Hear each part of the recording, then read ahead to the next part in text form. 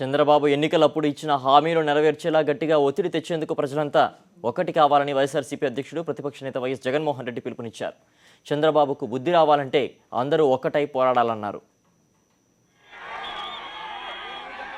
అనంతపురం జిల్లాలో వైఎస్ జగన్కు జనం జేజేలు పలికారు.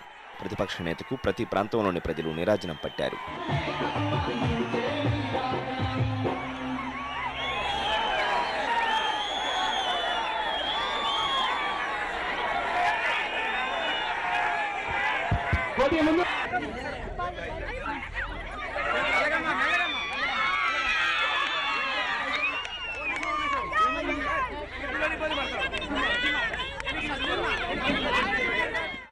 అనంతపురం జిల్లాలో జగన్ చేపట్టిన 4వ విడత రైతు చేనేత భరోసా యాత్ర 3వ రోజు ధర్మవరం నియోజకవర్గంలో కొనసాగింది.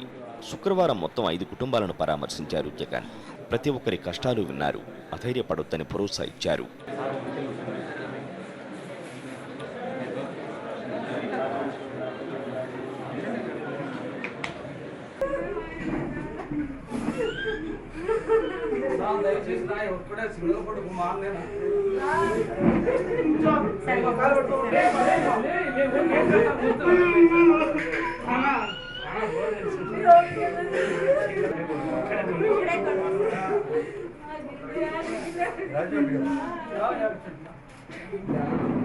బత్తలపల్లి జంక్షన్లో బహిరంగ సభలో ప్రసంగించిన ప్రతిపక్ష నేత వైఎస్ జగన్ ముఖ్యమంత్రి చంద్రబాబుపై నిప్పులు చెరిగారు.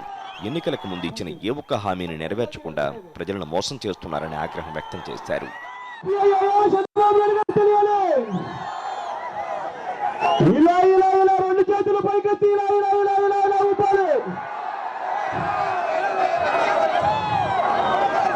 రైతులు మాఫీ కాదు కదా, రైతులకు వడ్డీలు కూడా మాఫీ కాని పరిస్థితిలో చంద్రబాబు నాయుడు గారు రుణమాఫీ జరుగుతా ఉంది.